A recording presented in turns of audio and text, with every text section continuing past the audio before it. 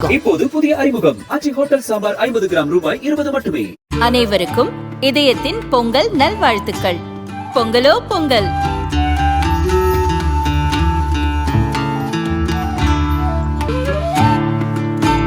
அனைவருக்கும் இதயம் மந்த்ராவின் பொங்கல் தின நல்வாழ்த்துக்கள்.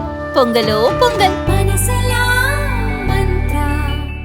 கர்நாடக சட்டசபை கூட்டத்தொடர் சம்பிரதாயப்படி கவர்னர் தாவர்சந்த் கெலாட் உரையுடன் இன்று துவங்கியது.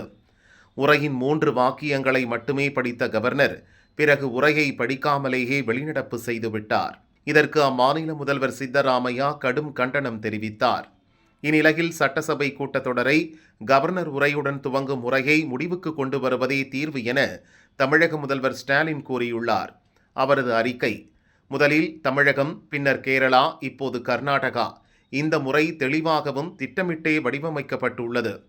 மாநில அரசுகளால் தயாரிக்கப்பட்ட உரையை படிக்க மறுக்கும் கவர்னர்கள் கட்சி முகவர்கள் போல் செயல்பட்டு தேர்வு செய்யப்பட்ட மாநில அரசுகளை பலவீனப்படுத்துகிறார்கள். நான் முன்பே கூறியது போல் சட்டசபை கூட்டத்தொடரை கவர்னர் உரையுடன் துவங்கும் முறையை முடிவுக்கு கொண்டு வருவதே இப்போதைய தீர்வு.